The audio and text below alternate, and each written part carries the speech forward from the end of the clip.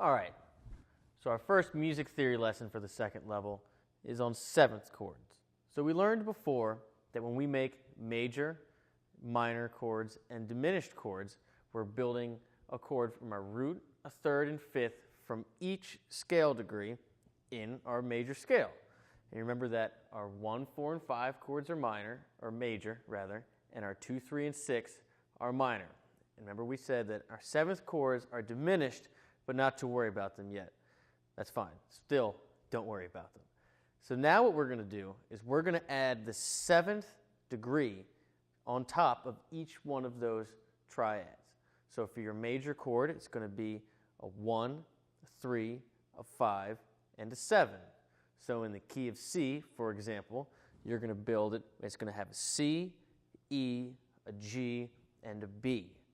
So that's why they call it seventh chords, because you're adding the seventh scale degree to that chord.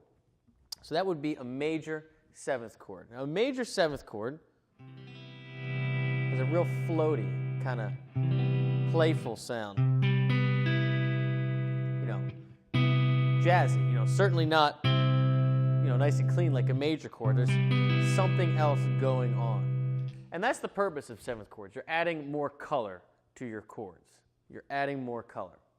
Now it's also important to note that if you're playing a root, a third, a fifth, and a seventh, you're really combining two triads. Because if you look at just the third, the fifth, and the seventh, that in its own right is an E minor chord. So a C major seventh chord is literally a C major chord with a B on top, or an E minor triad with a C in the bottom. It's a combination. So our next chord type is minor seventh chords. Minor seventh chords, again, are going to be built off the 2, 3, and 6 chord tones in our major scale. And when we create our minor seventh chords, you're going to have your root, your flat 3, your perfect fifth, and now your flat 7. So let's say if we're making a C minor 7, right? Our regular C minor chord will have a C, a G, an E flat, because that's your flat 3, and then if we make it a minor seventh, right, our flat 7 goes down to a B flat, not a B. So that gives you, again, it's minor, so it's that sad sound, but it's real floaty. It's, there's a lot going on. It's a very, very cool sound. And again, if you focus on a root, a flat 3, a 5, and a flat 7, you have two triads. You have the triad from root, flat 3, 5, and then you have the triad from flat 3, 5, flat 7. It's a combination. So your C minor 7 chord, right, is a C major chord with a B flat added to the top, or it's an E flat major chord, because you're building it, from the E flat with a C in the bottom. And this is on the 1 and 4. So now when we get to 5, we get a special kind of chord. When we make a seventh chord on the 5, we get the most powerful chord in music. It's called the dominant seventh chord. It's that blues chord. Remember we talked about how the 5 really wants to go home? The dominant seventh chord completely embodies that. The dominant seventh chord really needs resolution. See how strong that is? So the dominant seventh chord is a major triad, root, third, and fifth, but with a flat 7 on top. So let's say we're doing, we'll stick with C to make it simple. A C major chord, again, is C, E, and G. But if we put a flat 7 on top, that'll be a B flat. So it's C, E, G, and a B flat. You hear that right away. Right away, you hear a C major chord, you hit that flat 7. It's like, whoa, something's got to happen. Something's got to change. You can hear it right away. That's the dominant 7 sound. Again, the most powerful chord in music because it demands resolution, because it really wants to go home. 5 really wants to go to 1. And we haven't gotten to blues yet, but blues is based all around the dominant 7th chord. And again, we talked about triads, right? So you have your major triad, your root 3rd and 5th, but then if you build it from the 3rd, it'll be 3rd, 5th, and flat 7. Now, what is that? That is the diminished chord I've told you not to worry about.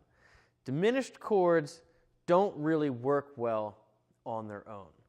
It's like if I were to do a diminished chord, we can stick in C, right? Here's our C, our C7. But if we build our diminished chord from our 3rd, right, you get that sound. That's the diminished sound. And again, we'll get to this in the future, but right now what I want you to understand is the dominant 7th chord is a diminished chord, right? A 3, 5, and flat 7 with 1 in the bass, right? That's that sound. So that's how you use your diminished chord. It usually gets played with something other than the root in the bass to make that dominant 7th sound. That's what you use it for. And lastly, what about our 7th chord? Like when we build a 7th chord on the 7th note in the scale, we know we have the diminished triad, right, which is a root, a flat 3rd, and a flat 5th. Now, if we add the 7th on top of that, you get a flat 7. So it's root, flat 3, flat 5, flat 7. This is what's known as a minor 7th chord, flat 5. And again, this will obviously only exist on the 7th scale degree. So if we do a C, minor 7, flat 5, listen to that thing. Again, this is diatonic. Now, normally, you're not going to hear this chord by itself. You don't hear minor 7, flat 5 vamps, you know. It's pretty evil. You know, you can have some fun with it, but basically, you know, it's going to be a C, it's going to be an E flat, it's going to be a G flat, and a B flat. And that's your minor 7, flat 5 chord. I want to see you posting a video of you playing a 1-4-5, a 1-6-2-5, and a minor 1-4-5, making your 5 a dominant chord. I know it's not diatonic, but just do that because it's a lot of fun. Posting those videos the same way we've done before. Start here. Move up the neck. Try to find your closest moves. You totally know how to do that by now. And I'm very excited to see what you come up with these 7th chords. Enjoy.